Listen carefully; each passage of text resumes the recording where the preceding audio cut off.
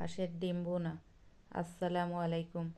আমি যেভাবে হাঁসের ডিম ভুনা করি, প্রথমে একটি কড়াইয়ে পানি দিয়ে দিলাম। পানিটা ফুটে উঠলে লবণ দিয়ে দিলাম 1 চা চামচ। এরপরে হাঁসের ডিমগুলো দিয়ে দিলাম। কিছুক্ষণ জাল দেওয়ার পরে ডিমগুলো একটু খুন্তির সাহায্যে ভেঙে দিলাম। এবার ডিমগুলো সিদ্ধ হয়ে যাওয়ার পরে নামিয়ে নিলাম। গরম পানিটা ফেলে ঠান্ডা পানিতে কয়েকবার ধুয়ে নিলাম। এরপর ডিমগুলো ছিলে নেব। লবণ দেওয়ার কারণে ডিমগুলো আল্লাহর রহমতে সুন্দরভাবে সেলা যায়, আলহামদুলিল্লাহ। আপনারা ভিডিওতে দেখেই বুঝতে পারছেন ডিমগুলো সুন্দরভাবে খোসা উঠে যাচ্ছে। ডিমগুলোর খুবই ইজিভাবে ডিমের খোসাগুলো তুলে ফেললাম।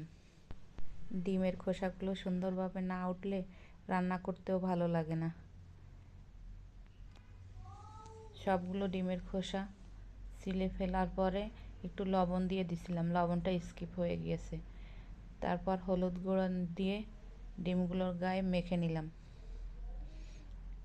এরপর আর একটা কড়াইয়ে তেল দিয়ে দিলাম।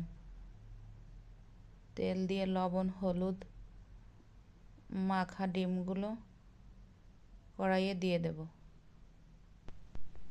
এখন ডিমগুলো ভেজে নেব। বেশি একটা ভাজবো না, অল্প পরিমাণে ভেজে ডিমগুলো তুলে নেব। এবার ভেজে রাখা ডিমের তেলের ভিতরে পেঁয়াজ কুচি দিয়ে দেব। খানিকটা পেঁয়াজ কুচি দিয়ে ভেজে নেব। এবার লবণ দিয়ে দিলাম পেঁয়াজের ভিতর। পেঁয়াজটা বেশি ভাজিনি। এবার হলুদ গুঁড়ো দিয়ে দিলাম। এবার কাঠির সাহায্যে নেড়ে নিচ্ছি।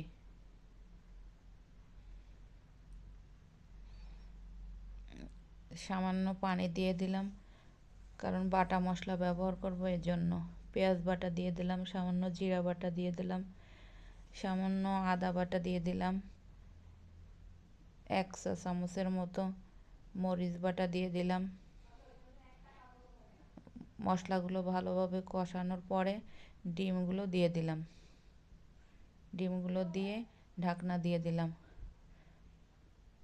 ডিমের পানিটা টেনে আসলে আবার নেড়ে চেড়ে শেষে জিরার গুঁড়া অর্থাৎ ভাজা জিরার গুঁড়া দিয়ে নেড়ে চেড়ে একটু ঢেকে দেব।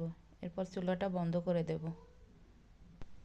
আলহামদুলিল্লাহ, হয়ে গেল আমার ঝাল ঝাল ডিম ভুনা। ডিম ভুনাটা দেখতে যেমন সুন্দর হয়েছিল, আলহামদুলিল্লাহ খেতেও অনেক মজা হয়েছে। আপনারা এভাবে ট্রাই করতে পারেন।